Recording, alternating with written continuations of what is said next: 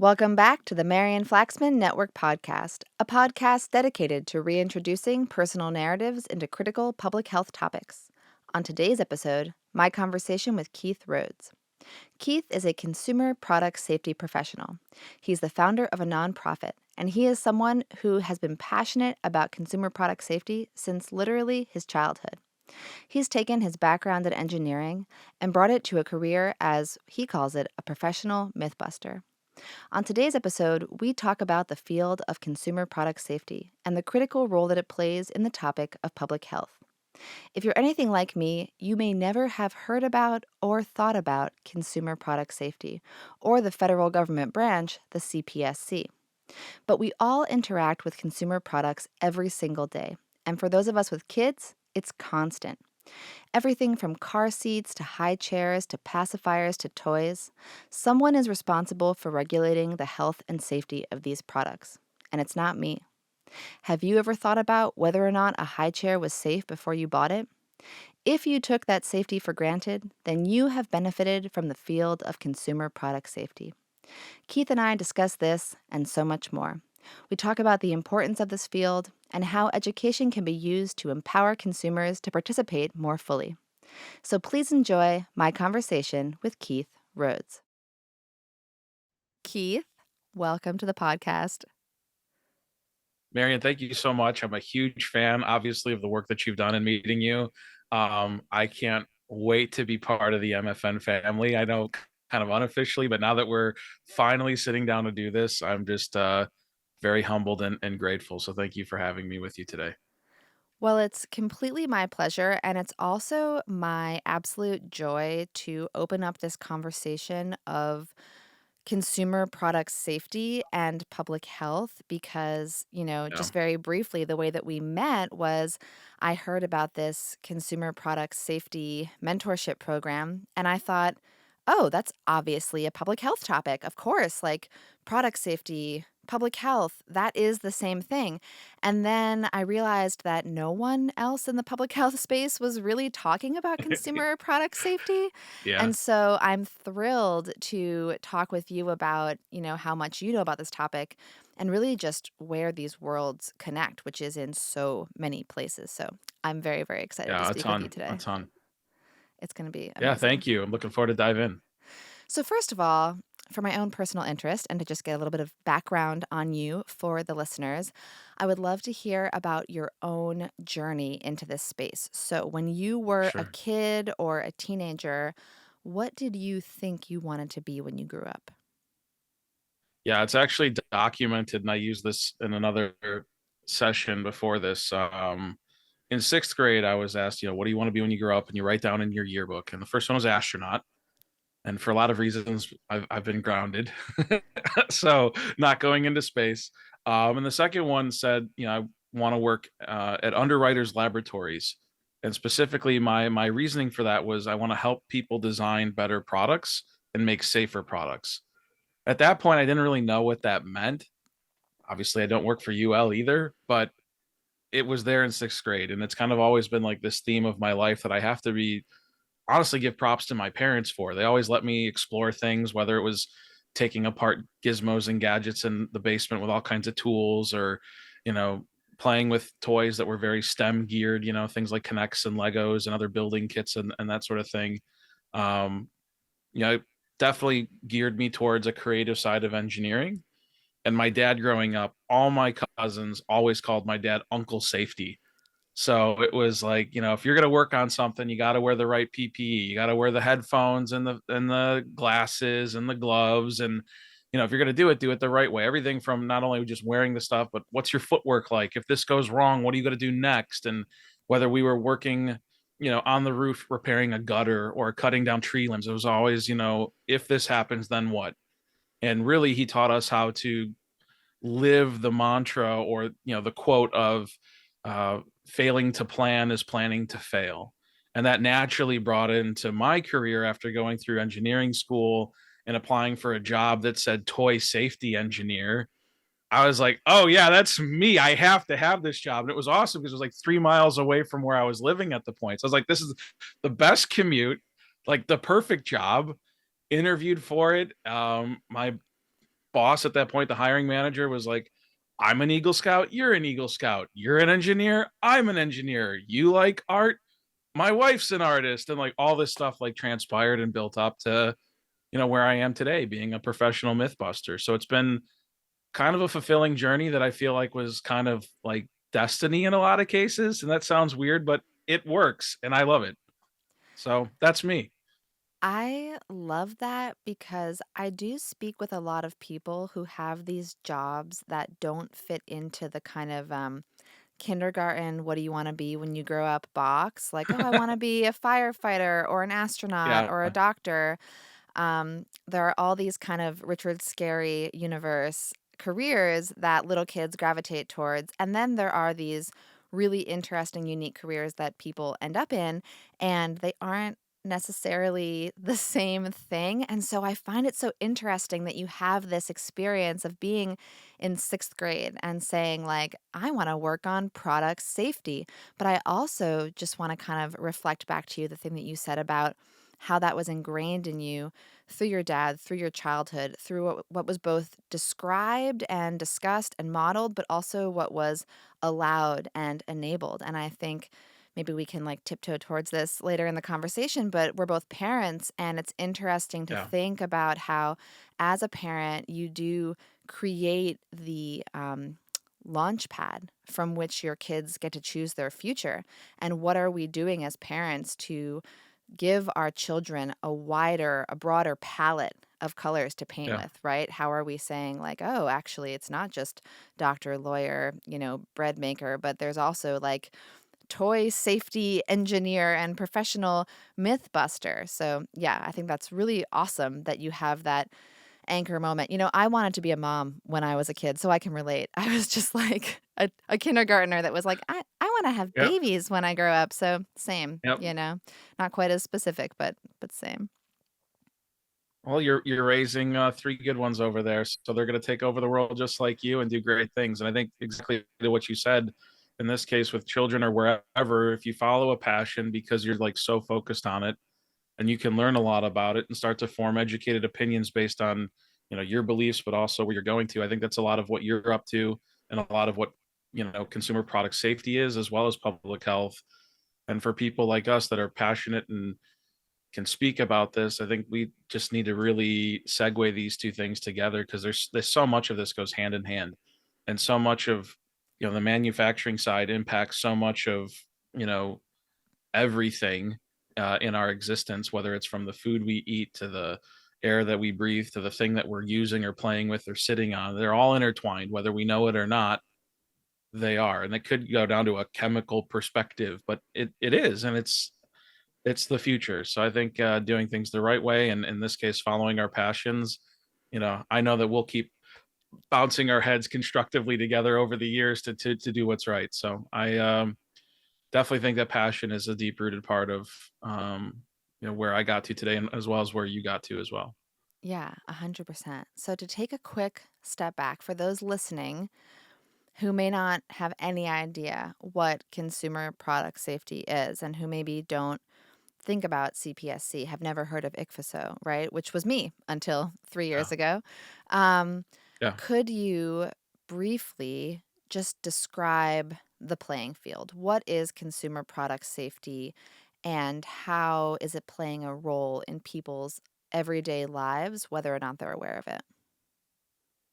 Yeah. So I think it's a great question, Mary. I think a lot of people understand, just growing up from a layman's perspective, we kind of know or joke about what OSHA is. There's like a lot of TikToks, especially on OSHA, like you're not wearing a hard hat, you get bonked in the head on a construction site, or you slip, trip, and fall in a warehouse, or why when you go to Home Depot they block off the aisles to put up the staircase or the forklift to go grab a big box off the top shelf. That's all like occupational hazards.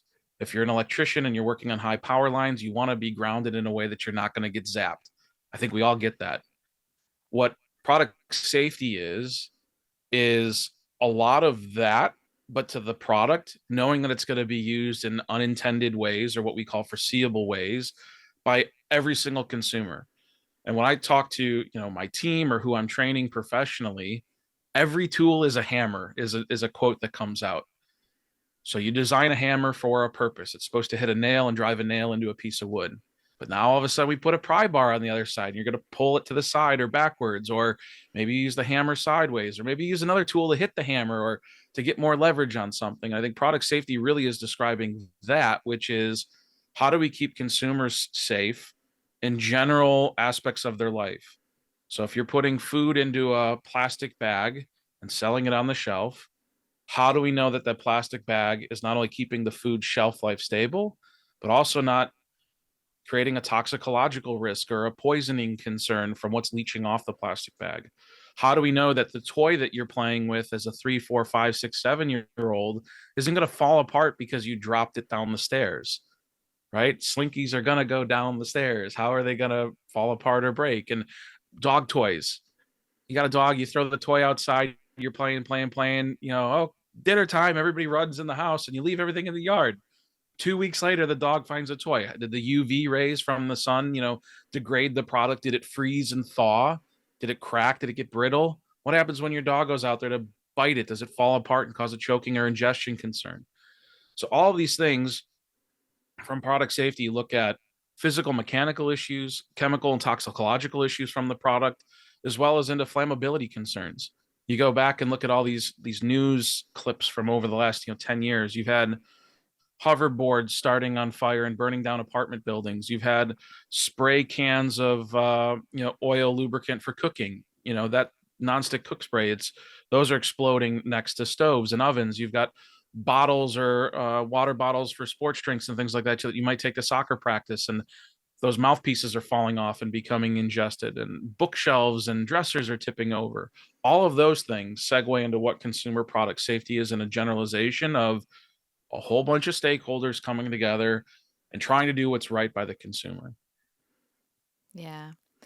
Something that I think a lot about when it comes to food, and I say this a lot, is like food is the most intimate relationship that we have, right? Because we literally ingest it and it becomes us. Mm-hmm. However, probably the second most intimate relationship that we have is with our consumer products, because more and more these products play an intimate and integral role in every single aspect of our lives. So everything from the baby seat that, maybe 20 years ago you just like strapped your baby in the car and it was kind of Yep. like haphazard, but these days like you put your baby in the seat in the house and then you carry them in the seat out to the car and then you click them in and then you click them out and then they go into the Yeah. shopping cart while they're still in that seat. Like this baby has a whole life cycle in this consumer product, and someone has to be Yeah. regulating the plastics used in that product, the anti flame, like the flame retardant compounds that maybe are put on that Yeah. product to Yeah. make it like whatever. There's Tip so over, breathing, yeah, the all tip of it. over, Yeah. like if they fall asleep in the car seat, will they like aspirate, like what's all Yeah. these different both like engineering and chemical and just like you said, like use or unintended use, but people are going to use it that way. Like what happens when the older sibling jumps on the car seat, like all these different things. And then one of the things that is very intimate is how we use our technology these days. So I'm not wearing it right now, but I'm often wearing an Apple Watch. And I remember there was a session at ICFSO, which we'll get into, at the yearly Yeah. conference about metals and consumer metals and the skin reactions that people have to certain metals and what's actually going on there and how many different ways a product needs to really be thought through before it gets to a consumer. Of course, we have all Yep. heard the big news stories where it's not thought through and then it gets to the consumer and then, Yeah. they have a reaction and then it goes back to review and, it's pulled off the shelves. But I just think like it's maybe obvious to people these days that food is an intimate relationship, but I think it's crept up on us how intimate and ever present I these think products are. the parallel that I see from food into consumer products is going into cosmetics, lotions and salves and creams we're putting on our faces. For those that might use dry shampoos, there's been all kinds of recalls in the last 6 to 9 months. 10 years ago, it was always, wash, rinse, repeat. And nowadays, like there's other things about like the natural oils you have are not bad things. You just need to keep them up differently. And so you're putting these products on your skin, you know, they could get in your eyes, you're spraying things, you can inhale them. So you have multiple forms of toxicological exposure that are all becoming regulated with more and more degrees of certainty and less, I'm not going to say freedom, but cleaner, better products for us. So we're getting rid of heavy chemicals and or heavy metals and forever chemicals and things of that sort. So I think, you know, there's food, there's cosmetics, you know, everything from nail polish to makeup. And then after that, you know, certainly toys that children are putting in their mouths and textiles that you're sleeping in every night. You know, you go back to the state of California 10, 13, 14 years ago, you could look up the HBO documentary Toxic Hot Seat.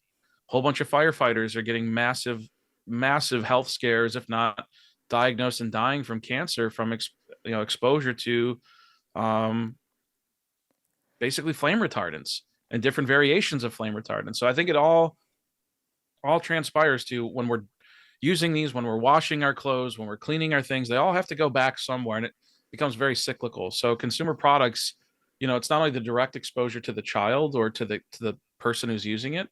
You know, if you have too much lead content and they put it in their mouth, that's not a good thing. But what about the fact that like every time I wash my clothes, there's fibers and plastics coming off, and the term is, you know, nanoplastics or microplastics coming off through my laundry into the water supply now that are not going to get, you know, reabsorbed back in the environment very easily. Now it goes back into the organic fruit and foods that we're trying to find. And like, I'm asking you this for a side conversation for my dad's benefit of like, we got to talk about healthy guts, but like it all is a cyclical thing. So what we could do today, how that transpires into the future and how that impacts us all becomes a buildup. So I agree with you that this is huge and very relevant and very much related. Having a pause specifically to go back to some of your other comments, the whole connection that we had and where we started from. Again, you mentioned about, you know, product safety um, in a community called ICFSO. I'd like to talk about that specifically. Um, in this field of product safety, again, it's not kind of well known. It's not really the sex appeal in terms of the job that it might be for other companies. You know, we can all idealize, you know, designers that are really edgy and making the next cool shoe at Nike. You know, it's the building is cool, the product is cool, Kobe Bryant's there, or you know, whatever. Guess that's probably not the best example to use, but you get the point. Like there's popularity there. In consumer product safety, there's like two or three actual educational programs out there that are, you know, at a university or through a secondary program. And this community ICFSO brought us together for a really cool reason to kind of show others what this field is about, how fulfilling it can be. So ICFSO stands for the International Consumer Products Health and Safety Organization. It's a volunteer-led organization. For the most part, there are a few key roles that are full-time, but it's really a community of like-minded folks that are coming to learn about product safety and how that proliferates into every segment of, I would say, a product life cycle. So from all the way from ideation and concepting through prototyping and other design iterations, engineering, tooling, production, you know, development, retail, and then, you know, what's going on after retail, what kind of complaints am I generating or injuries are being caused, that whole cyclical thing. Every single stakeholder that I just mentioned, from manufacturing to designers to engineers to consumers themselves, being by far the most important segment of this whole conversation, all those stakeholders have a safe place in ICFSO. So it's the networking, it's the learning from the symposiums, and in this case, how we met was the mentorship program. You know, showing others what this can be like and what this can provide to you as a career, to find your passion might be in engineering, but you can work on consumer products and have an awesome career where you know that you're working that engineering brain, being paid for a job, but also knowing you're providing a heck of a service to consumers. So you might not directly say, I built this for you, but it's really cool when you walk through a big box retailer and you're like, oh, yeah, I worked on that. I worked on that. I worked on that too. And it's like, cool, it's happening, it's working, it's all of it's coming together. So I think it's a very special bond that this community has. It's relatively small, and because of that, you know, organizations like ICFSO really allow us to get together and share this learning and this passion about this relatively unknown field of study. Yeah, and something that I really want to kind of focus on and talk about is how relatively unknown this field is. I mean, I learned that the CPSC offices, the Consumer Product Safety Commission, which is, a branch of the federal government, that they're right Yep, our down the governing street body. from Yeah. my house. I Yep. had never heard of this organization, but they're right down the street. I used to drive past them every single day. And You'd then never know. Yep. you would never know. And then, as a consumer, but especially as a parent, because becoming a parent makes you this like epic consumer. Suddenly you're not just buying things for Yep. yourself, but there's toys and pacifiers and bottles and car seats and swings and high chairs and all these very dangerous Yeah. things. And you Yeah. just take for granted in the United States of America that when you go to Target and you reach on the shelf and you grab a teething ring and a nose sucker and a pacifier and a bottle, that those are safe, that they've been tested, that your baby's not going to die or be harmed by using them. And every single day, millions of people are making those purchases and those decisions, not asking themselves, did somebody test and verify this?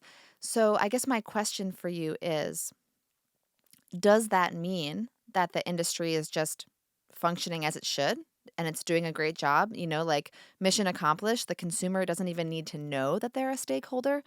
Or is there some kind of awareness raising that we could and should be doing to let consumers know not only that this is happening day in, day out, that their tax dollars are paying for this kind of surveillance and response to any kind of problems that arise, but also that consumers are critical stakeholders and that they Yeah. need to know where to reach out if they have concerns, questions, or issues? Yeah, I think that's a massive thing that needs to be done, and everybody's involved in it. And as far as everyone's a stakeholder, not only from the brands and manufacturers to us as consumers, as taxpayers, as well as the Consumer Product Safety Commission.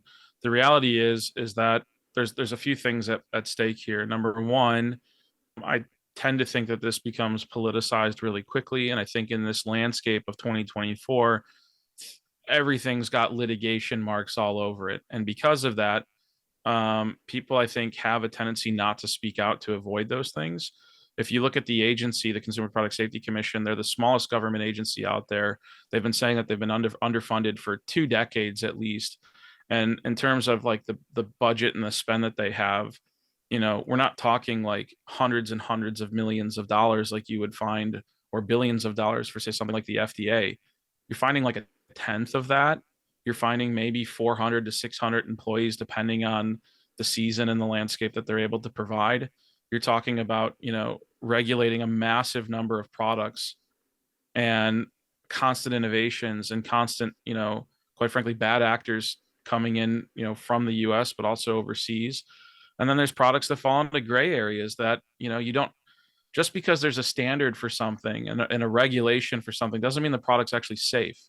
So I think one question I love to ask, folks that I do training sessions with is, out of all the products recalled, so you made a product, got to market, and there was a recall, however many recalls in the United States, how many of them do you think by percentage were recalled because they failed to meet compliance? Do you want to take a guess? In the Hmm. last 10 years, take a guess by percent. How many products that were recalled because they failed to meet compliance? I'm going to be really boring and just guess 50%. That's a totally great answer. Um, I've had folks recently, folks that should know better, say 90% of products were recalled because they failed to meet compliance. The actual answer, if you look at all the data on the recalls just in the US alone, it's about 10%, Wow. meaning 90% of those recalled products were recalled for something else, a design defect, a manufacturing control issue that led to a hazard or a substantial product harm situation or a potential issue that either the brand decided, hey, let's be let's put out a voluntary action and pull this back. We recognize that there could allegedly be a mistake, fine, or there's a issue of foreseeable use that we want to address and take this back and do a rolling change. Or a mandatory action by the government saying, hey, we've done some market surveillance and sampled this product and have assessed it to have these issues and substantial product concerns. So from that, we talk about effectiveness, we talk about this organization, we talk about the roles that we all play. 90% of the recalled product are because of something not related to compliance, which I think brings and begs the question, what role do we have as consumers? You've got a voice, and we've got things like formerly known as Twitter, X, like use that to your advantage, use your professional networking, use platforms to talk about areas of concern. I think in my perspective only, a lot of the change that's happened at a government level for products are because of advocates saying the things that they need to be saying because of the harms that they're the tragedies, quite frankly, that their families have endured. If we go back and we look at what's happening from an advocacy standpoint, that's driving a lot of the change right now in a regulatory landscape.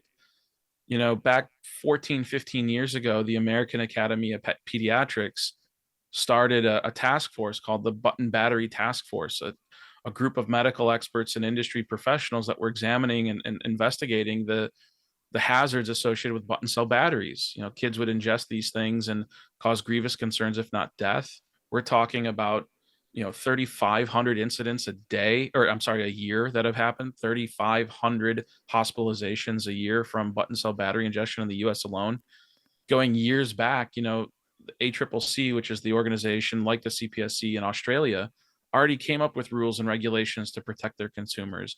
Europe was soon to follow. Health Canada had talked about different control mechanisms as well. And here we are just now in March passing a law because of an advocate that took pain and put it into action and said, hey, Congress, my kid and other kids like her died because of something we've known and talked about for 15 years.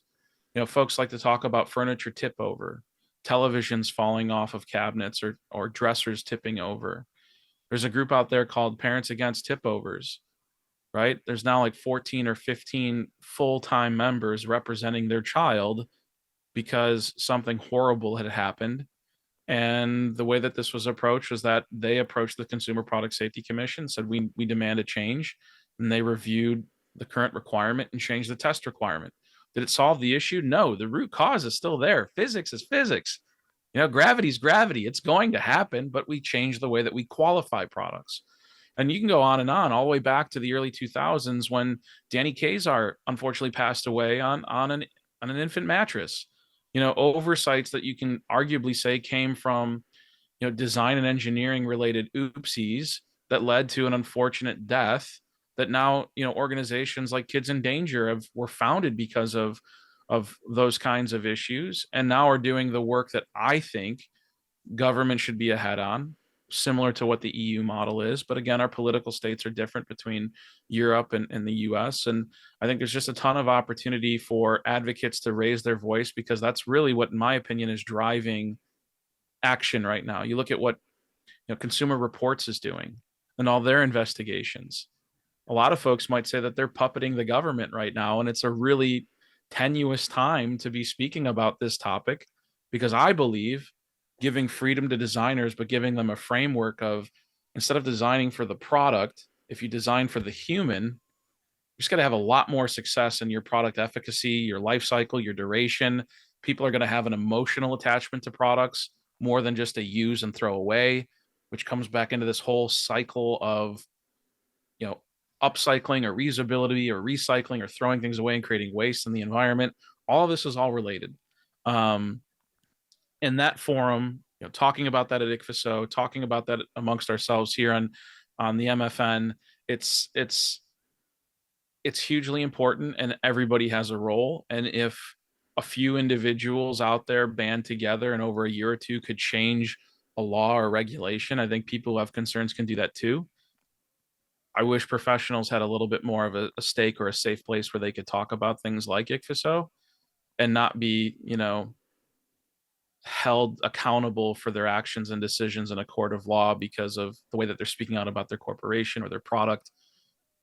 And that's unfortunately, I think, where we are today. Is there's just a very litigious landscape that, for those that are educated on it, probably don't want to speak too much about it, because you're bringing a liability and to your corporation, rather than keeping that consumer centric mindset of, we can make some changes for the good and for the better. We should do that. So I think that's a long-winded answer to your question or your comments, Marian, on just like the landscape and what's going on and how it can be resolved and how advocates can get involved and consumers can be, very much a participant in spreading the word and driving awareness. All of that comes back together into everything of what is product safety. Yeah, and I absolutely agree. And something that I'm very passionate about talking about, but also just like thinking about and sort of chewing on in my mind is the concept of freedom, choice, decision making, and what it means to be perfectly informed. So, through an economic framework, to make a choice about a product, a purchase, an investment, you need to be informed about that purchase, product, opportunity. And there are so many markets where they're obviously so complex that it's difficult or impossible for a consumer to be perfectly informed. So, for example, if I'm diagnosed with some horrible complex illness, or even just like have a terrible break, right? Like my arm shatters in 5 places.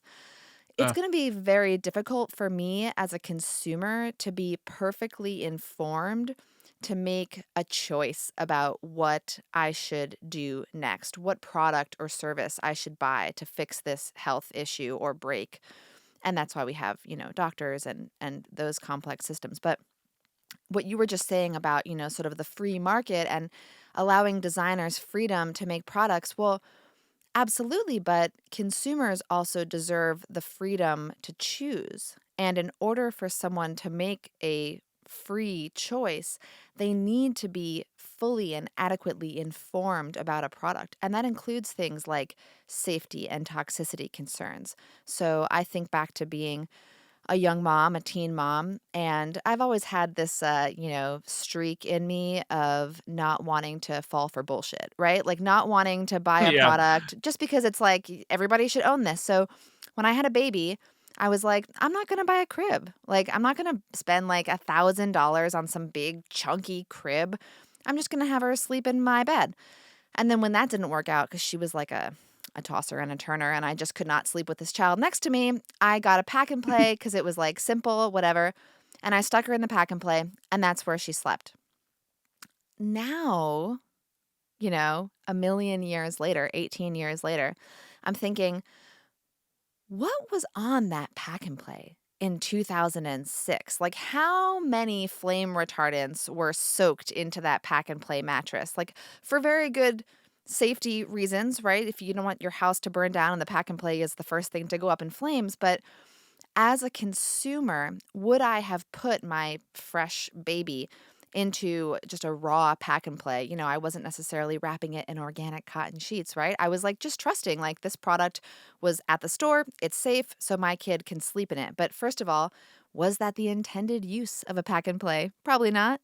Second of all, did I know enough to really make that choice? Probably not. So when it comes to freedom versus control, regulation, I think that we always have to come back to, and this is true in food as well, does the consumer know enough? Is it possible for the average consumer to know enough to allow this market to be totally free and unregulated? Because in so many markets, maybe all markets, it's almost impossible for a consumer to be Yeah. perfectly informed to the point that government can just step back and say, make those products as dangerous as you want, because the consumer has to step up and ask, are there PFAS in this? Is there lead in this? Are there phthalates in this? Are there any kind of skin toxicity elements? Like, Yeah. the consumer doesn't know to ask all those questions. So, giving ultimate freedom to the producers actually constrains the freedom of the consumers. And there's always a tension between those two Sure. things. I mean, in this regard too, like a lot of that was driven at a state level, not a federal level. So you have some states that are significantly more progressive than others. And if you want to sell in some of the largest markets in the US, California, you need to abide by what they're doing right now. Otherwise, you're making two products for distribution Like pick a city that's right across the border from, Nevada, and you like, what? No, this doesn't make any logistical sense. You got to design it to meet the national viewpoint, essentially. So I think one thing that changed over the years, like 10 years ago, microplastics was like studied at 2 universities. This is going to be a massive thing. We're finding plastics in Lake Michigan and Lake Superior and our water sources, and oh my god, this is terrifying, and nobody was really doing anything. And then states said, hey, we're finding plastics in the Puget Sound. Washington State, bam. Vermont, bam. Oregon, bam. California, bam. All of a sudden, you got massive change happening from a state level, and those consumers, I would say, are arguably more educated than a lot of folks in the U.S. That's the chemical side, the tox side, the PFAS side, the microplastic side. The physical mechanical side is not something that's usually talked about. You're starting to see that now in the infant sleep product space. We're starting to see some changes in effective marketing claims, essentially based off of safety. For me, I think that this is again a generational change. Knowledge is power. Everyone has the right to make their own decision and use products in the way that they will. Um, I go back to like my elementary school days, and I remember having a dentist come in and talking about how to brush your teeth. I remember going to Safety Town and learning about how to ride my bike safely and put on a helmet safely and how to turn left or right or stop or whatever I messed that up. But you learn those basic things. And in high school, they made you take a class, regardless if you knew how to do it or not, like how to keep a checkbook, how to write an envelope. Like there's some mandatory skill things. We all took a US Constitution test. We all, all those types of mandatory things. And now, not to politicize, this is not where I'm going, but like now my kids have to take mandatory, how do we shelter in place drills at schools, not for tornadoes, but because of potential, wrongdoing from folks with a gun or something like that. We have to learn about, sexual safety, not in terms of wearing a condom, but like, is it okay for someone to touch you or ask to touch you? That's a mandatory thing that kids have to do in public schools these days. Why can't there be a 60-minute session on, do you have a younger sibling? Put your Legos away because they could choke on that. Not pointing out Lego, just saying in general. Um, oh, when you're using drinking from a can for your fizzy water, don't stick your fingers in there. You can cut yourself. Cut your grapes in half so you don't choke on them. Everything from food safety to, these are the types of, products you want to keep under the sink and you want to have, behind lock and key, your bleach and ammonia and stuff like that. But there's no reason why there can't be some sort of mandatory school campaign for 30 to 60 minutes from a professional talking about household safety concerns and where this can come from toys, or why it's important to wear a seat belt or a bike helmet. In our town where I live, when I grew up, if you were seen in the downtown area, we always had like, festivals, summer festivals. If you were in the downtown area and a police officer on a bike saw you wearing a helmet while you were riding or walking your bike across the street, they'd give you a gift card to get a free ice cream cone. Every single kid from my generation wore a bike helmet for a free ice cream cone, and That's so awesome. it was super effective. But why, like, is it too altruistic to think that we can give consumers some educational background on something that also can be really hazardous? I don't see why not. Some of those things are life skills, and maybe it's too radical, but that would be my approach to this. But talking about this at a greater scale, again, it's really tough because it's not the sexy thing. It's not the, in my opinion, it's not even the most important thing out there compared to some of the other things that might cause you harm, or, a lack of longevity or happiness or something like that. If we're focusing on, all these other issues at schools and mental health, I'm not saying the schools need to be sponsoring and paying for this, but give a forum to children that are listening. You know, Well, what wrong can come from that? yeah, and I think Give it a chance. also this is also like an equity issue, right? Because how many lower income children with households where the parents are working multiple jobs and aren't home to, make sure that the little brother isn't like putting a marble in his mouth. How many children could be educated and empowered with, like you're saying, a simple required Yeah, course that's just part of the basic curriculum? I mean, I do think like marginal. obvious. Yes. Marginalized communities, unfortunately, Black communities have a higher incident rate of SIDS, sudden infant death syndrome, and they also have a higher incident rate of drowning in not public pools, but residential pools. Why is that? Why are the stats leaning that way? So I 100% agree with you, um, that but that's a product safety course. Right, right, exactly. But that's why we're having this conversation is Yeah, because yeah, I think among my fellow public health professionals, what are the topics that I think I hear most about? For sure, clean drinking water, but not necessarily framed through like, does your water bottle have lead? Right? That's a consumer product yeah. safety issue. Are there, BPA's in the water bottle, et cetera? So clean water, healthy food access, food deserts, and also things like access to medications and access to high Sure. quality health care. These are like big public health topics, but I'm not hearing as much. How many people like myself are like do-gooder moms who are like trying to buy all organic and like educate their kids about healthy food, but then wouldn't think twice about like buying a teddy bear from a gas station on the way to like a birthday party because like you just got to grab something quick and not thinking about like where is that gas station or corner store sourcing their toys and did they buy them from a reputable source or are they buying them Yeah. like off the back of a shipping container that wasn't necessarily checked and verified. Like we're not taking the time to think through all those things. I will say that I've recently added to my consumer awareness skincare products and like makeup because that's become this Yeah. hot trend with children. The agencies that market skincare and makeup figured out that you can market it to like 9-year-old, 10-year-old girls, and they will beg their parents and pester them until they Great. spend just hundreds of Yeah. dollars on this stuff. And so I had to go down that rabbit hole because I'm not a makeup girly and I just figured it was bad but didn't know. Now I know, and I have my 11-year-old saying, like, this contains phthalates and endocrine disruptors. And last night, she told me that she wrote an email to this company, Laneige, asking them to remove BHT from their skincare line. So there you have it, folks. It just takes one. It just takes one child at a This time takes one. to make a Hell difference. yeah. Hell yeah, right? We're having a grassroots organization right here in our household. But I Yeah. also was at Target again. Shout out to Target. This is not sponsored, though I am wearing red. I was at Target with my littlest. She's 5, and there was this new Barbie makeup kit exclusive to Target. It had the little bullseye on it. And, Yeah. it's makeup for children and it's got Barbie's name and Barbie's face and it's so cool. And it was like $20 and it was all she wanted. It was the only thing in the world that she wanted. And I just looked at it and I thought about everything I learned at ICFSO.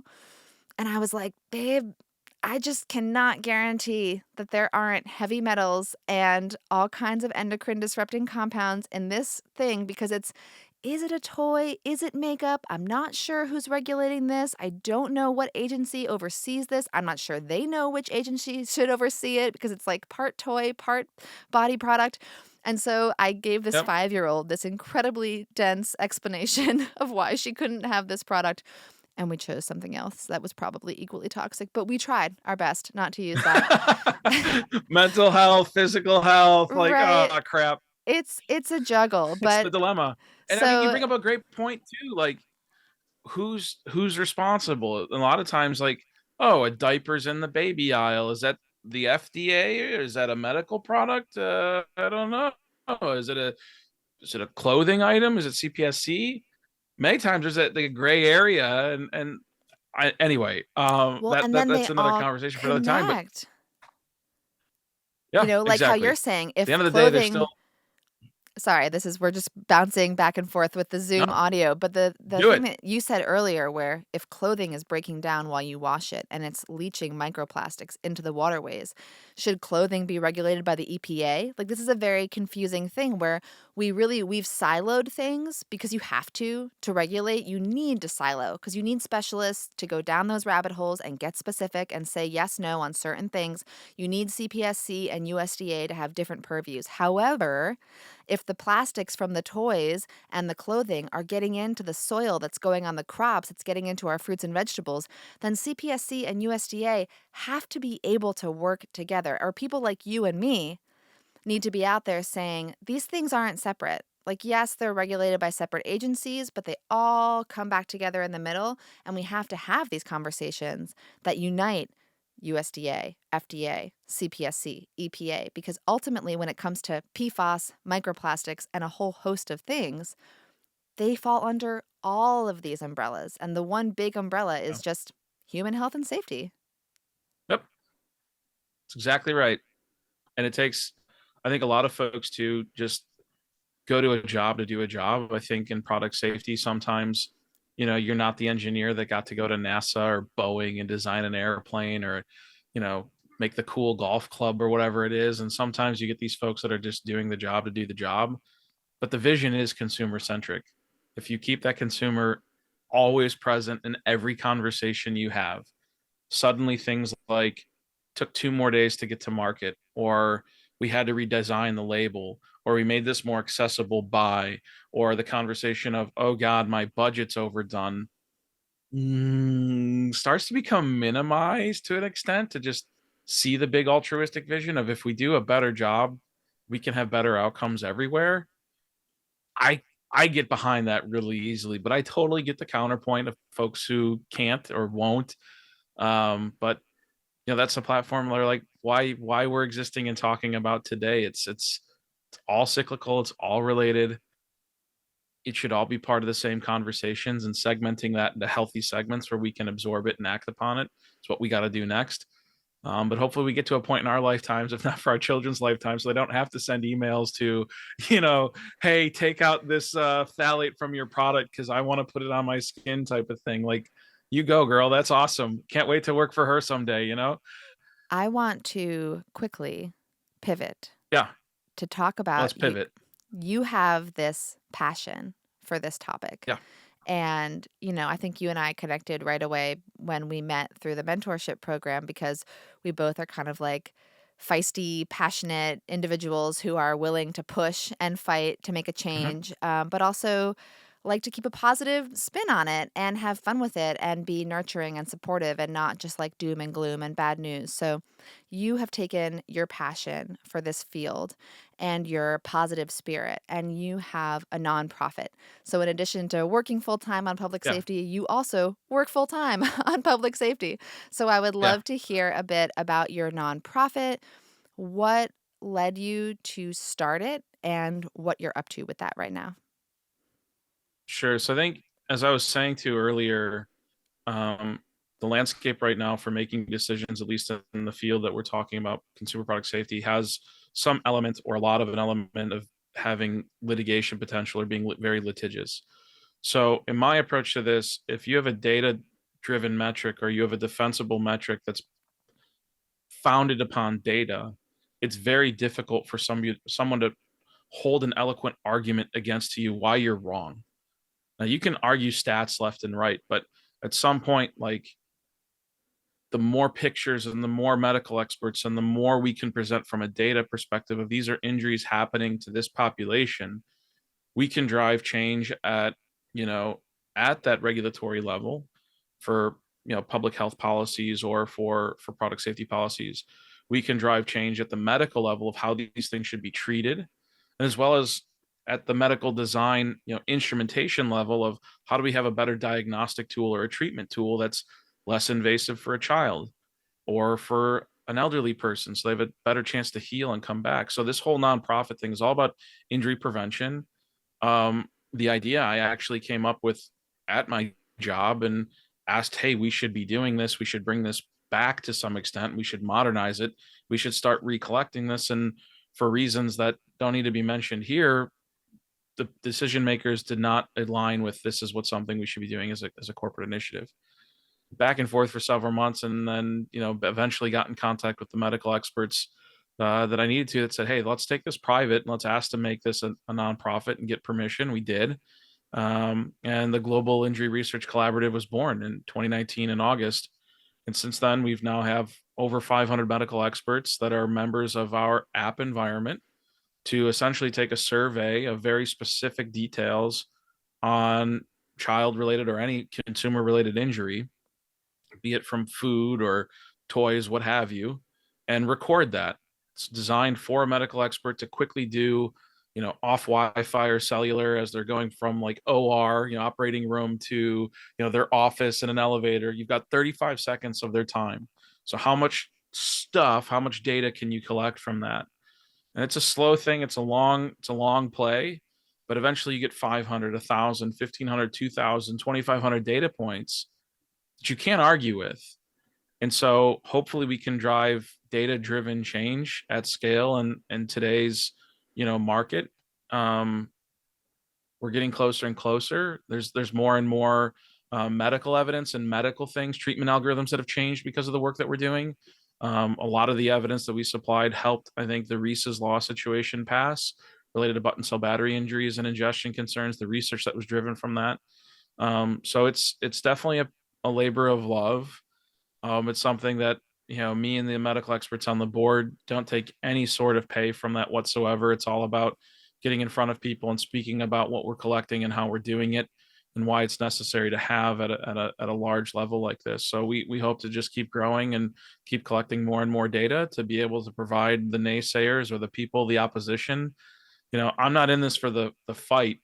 I don't like being, combative in meeting rooms, but sometimes it's just like, duh, why can't you see this? Everyone sees this. Oh, how do you like them apples? And it's just, you can't argue with it. So at some point, around the years of me being involved with button cell battery injuries, it was time and time again, you'd go to these committee meetings held in various organizations and, well, where's the data? Oh, that's just manufactured. That's not actually the truth of that data. That's not the spin of the data that we'd like to see. Okay, here's 29 pictures of kids that died from these types of injuries and incidents. Here's 400 other incidents or injuries that were grievous and near death experiences. How many more of these do we have to have before we take action on this? Then you can start getting really nasty, which is like doing comparative analytics of like gun violence. Here's those stats. Drowning, here are those stats. We have all these types of standards happening. This one's bigger in some cases. Like, do you want to argue numbers? Do you want to talk risk? Do you want to talk finances? Like, and finally, this changed. So a lot of that became like a way to help progress and push, the product safety landscape in a direction that I think is necessary, especially when it comes down to the three facets of what the organization does. Um, whether it can always provide that good, it always takes somebody else on the other side to say, hey, you know what? Yeah, you're right. We got this. We can do this. We can drive this change. I'm not asking for change tomorrow. I think in some of these cases, it takes years to change a medical treatment algorithm. It takes years to change a legislation. I understand why. Sometimes it could be faster or not, but with this data, it's available to those who need it or want it. And the way the organization is positioned is we try to be flexible to collect all kinds of things, whether that's for pets specifically, whether that's consumer focused or medical expert focused. There's portals and pathways for that within our organization to collect this pertinent information and bring forth to the causes that they see fit. So it's not always us fighting the good fight. Sometimes we're just the tool to help somebody else get to their platform, So for all those reasons, I love it. I won't stop doing it. It's hugely impactful and insightful already, and something that I hope can continue to grow. Well, that's amazing. And I will definitely post links below this episode so people can find more information about that and learn more about what you're up to. But I want to also interject here. This is kind of a Mm-hmm. big picture thing, but it came up for me while you were saying that this kind of gathering of data and people taking surveys to share all the different, grievous injuries that have occurred with certain products. I think so much in the experience of being a human. Things will happen to us and we internalize this sort of embarrassment or shame around them. So we don't speak up because we think like, I must be the only person who's ever experienced this, so it's not worth talking about. Like I'm uniquely like flawed or embarrassing. And similarly, just to extend this to what you're talking about, how many kids have like swallowed a toy or cut themselves on something or fallen off of something, and the parents don't report it because they think, that wasn't the intended Tons. use of that toy. Like, I don't want to bother anyone. My kid made a mistake. We won't bring it up. And so, as many of these incidents are reported, I'm sure so many more aren't. And so, I think it's Yes. extra important to elevate this and let consumers and parents and children know that if someone is harmed while using a product, even if you know you used it wrong, it's still worth reporting because that data goes somewhere and the collective use of that data might mean positive change for everyone. Even if Yep. you Yep. know that you used it wrong, if your kid used it wrong, your kid is not unique. 100 kids used it wrong that day alone. So it's okay to report Yeah. it. Even if you're like, wow, that was our bad. It's not worth bringing up. This is embarrassing. I would say let's still report it. Let's still gather the data Yeah. and make sure that information goes somewhere because one day in a court of law, it may be very important that 100 little Johnnies swallowed a marble and we just might need that Yeah. information. So, shout out to the consumers. Don't be afraid to raise your voice. There's already a whole bunch of platforms out there that can do this, right? There's a reason why when we first started with e-commerce places online, they didn't even collect comments from consumers or complaint information. And nowadays, some of them are so up to date that it's like tap on the product you bought, take a picture of it, record your voice, and it's like turns to text. Boom, done. 30 seconds. Just take the time. There's saferproducts.gov, which is, admittedly outdated from the government, but a place for consumers to go to post these things. Companies and the government look at that data nearly daily. Individual companies that you might be buying for should have data collection efforts. We have obviously our medical expert side of things. But you have a voice, you can use it. You should use it. Um, sure, injuries and incidents will happen. But as you said, the more you can collect and document on some things, it's becoming more and more convenient and easier for us to get access to that information as professionals that work in this field. And I actively consult with these folks on, hey, we received 15 complaints. Do we action on this yet? It's all a risk calculation. It's all about, brand integrity. It's all about financial backing of we're going to spend some money on some lawsuits. Those are conversations, right? It's only logical. So by the time you can say these things and we can collect them live, that is too late for right now, but that drives the next iteration of like, hey, we can tweak that, we can fix that. So look at the evolution of products over time. You watch how many people used to get electrocuted by using curling irons and blow dryers. It was just peaking into the 80s and 90s. I forget when the law was active, but had to have a GFCI circuit. So if you dropped it in the sink or in the tub, like it would cut the power. And then the law was enacted and integrated. The regulation was there, and then boom, dropping injuries and incidents. Hey, that sounds like a great win to me. What took so long? That's a pretty obvious one, you know. So there's all kinds of things from that to ladder safety to toy safety to packaging and everything that it's working and it's changing, but there's bumps and jostles along the way that hopefully us as advocates and consumers can push with these comments. Absolutely. Okay, I want to wrap up with just selfishly, but also through a public service lens, sharing based on our Sure. conversation two fantasy goals, visions that I have for this space, for the consumer product safety and public health space.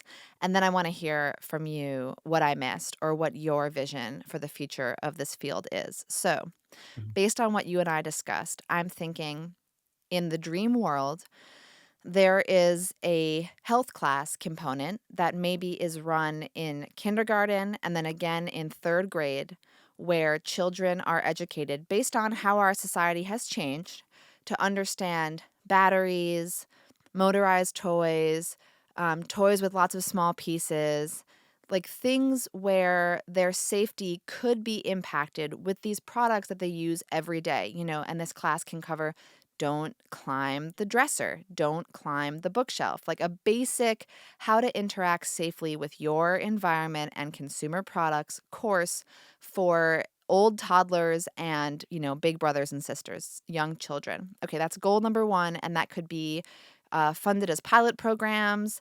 It could definitely be a public health concern. We could get some policy going to just bring that state by state into school systems and see if we can get certain kinds of injuries to go down. The second goal that I would have is that public health is an official curriculum. And if a school wants to have a public health bachelor's program or an MPH program, they are accredited by a specific, governing body who says, yes, you've reached all the core competencies of a public health education, you are certified. As far as I know right now, there is absolutely no requirement for any kind of consumer product safety regulation education within the public health framework. We don't learn about the CPSC. If it weren't for randomly bumping into information about your program, I would have no idea that this world exists. And again, their offices are at the end of my street, basically. So I think that in my dream world, whoever is doing the official, like the American Public Health Association, and whoever is doing the official education requirements and accreditation for a public health degree should require at least one semester of a consumer product safety, some kind of regulation course where you're learning about how environmental health concerns, product concerns, engineering, safety concerns all come together in the consumer landscape. And we do talk in public health about the built environment and how that impacts health. But again, we don't really talk about consumer products. So I want to see consumer product safety formally integrated into master's levels public health education. Okay, that's my agenda. What did I miss, and what do you want to see in the future of this industry? Honestly, I think awareness is key from a collegiate level and above, for career sake. There's so many conduits and facets where designers that I know that went to amazing prestigious schools, Pratt Institute in Brooklyn, or SCAD down in Georgia, like they end up becoming consumer product safety professionals, but their background is in art and design. And it's like, well, how the heck did you go to school to learn industrial design and come out as like a guru and understanding how to design a screw hole in the back of a toy so a kid doesn't get their finger caught? All of those things can be integrated in those forms of education. I think I agree with you on having some sort of introductory course, just as you would for, hey, this is how we wash our hands, wash our hands, wash our hands. You know, very simple stuff. Like if you see a potential concern, speak up about it, become educated about it. My oldest son always makes sure that, he doesn't leave any extra gummy bears lying around, or that, hey, my little brother can't have popcorn yet because it's an aspiration hazard. And that's the things that he says and talks. But those are really, I think, introductory level things that can just become ingrained. So I agree with you there. Um, Other than that, like sustainability, I think, is the conduit for all of these conversations. And depending on how you spin sustainability, when it was first brought up to me probably 15 years ago through formal education, it was all about going green, right? How do you not impact your environment? And then when I got into corporate life, it became business sustainability. How do we keep our customer a customer? And I'm not pointing any fingers at any organization specifically, but you look at like how tech has evolved. It's, oh wait, but there's more. Oh wait, but there's more. And every year we get these minor changes: better battery life, better camera, better battery life, better camera, better battery life. Oh, well, we changed the Wi-Fi chip this year. Like those incremental changes are about business sustainability, not at all for environmental sustainability, but mental health sustainability is a big thing. Same thing with public health being, whether it's physical or in general environmental health, it's all, I think, in the same bucket. And maybe in sustainability courses, which are exploding at the university level, this is a way that this can fit in. And we can talk about consumer product safety specifically in courses like that reach those folks that have a high potential or high likelihood to get into a field where they can make some change. Awesome. I agree. And again, as a parent and thinking about this sustainability piece, where do all the toys go? Like what's the version? Because like when you were saying that, We like got a young cousins coming up, so I know where mine are going. right But into the that's a good point, hand-me-down bin. But is there some right? version Yep. like how Starbucks has reusable cups with their logo on it? And so they have this product that is both driving consumer retention because you're like, I'll bring my Starbucks cup back to Starbucks and get my drink from Yep. Starbucks in Yep. my Starbucks cup. But it's also, in theory, driving sustainability because you're using fewer cups. What's the like toy version of that? Like, how can we, maybe you and I should found a toy company where there's like some life cycle where when your kid, is 3, you send that toy back and it gets harvested. And then we send you a new shipment of toys that are age appropriate for the next age group because, like, the toys, man, they pile up. And where do they go? Not I everybody know. has cousins. We don't all have cousins, Keith. I I think in the first sentence, the first thing that you said, I'm pretty sure you're getting a sponsorship from Starbucks here. I think we said Starbucks 10 times, but Starbucks, been to the original location, been to the one down the street for Starbucks. I'm just going to continue saying it so we can get those dollars. That ad revenue is really important for us. No, but seriously, I think it all comes down to risk. These corporations need to understand what that is and isn't, but there are already programs like this out there. I think IKEA, not to try to get those sponsorship dollars, but I'm pretty sure they have a refurb location in Sweden where they're selling refurbished and gently used products that have come back through. I don't know the consumer side of that, if there's an incentive paid back, but I'm pretty sure that exists. I also know that you've mentioned Target to get those ad dollars as well. Um, Target has a program where you can bring in a car seat and you get, I believe, like a $50 store credit during certain parts of the year to go get something else. Car seats have a useful life, whether they look perfectly fine and weren't involved in an accident or not. Like every 4 years, those are no longer safe to use. They call them expired. You spend $500 on one and you've got 3 or 4 kids, all of a sudden 2 cars turns into 4 grand. Maybe you can take that back and we can start thinking about things from that perspective. So I think there's a pathway there, Marian, that we'll become rich and famous upon and get on the Ellen DeGeneres show and all that fun stuff. But um Goals. the goals, right? Yeah, just get me on Ellen. For this case though, it all comes down to risk. Putting a dollar value on something is really difficult for some folks in leadership positions to understand. I think in a lot of cases it's why rock the boat. Um, and some companies out there will be doing this and have been doing this, and I think it is to our benefit, but it might be at a cost to them, and that's a difficult pill to swallow. And I get it, but I can still think about it. I can still be positive about it. I can still have optimism and altruism for doing the right thing for the environment and us and the whole coexistence of all of it.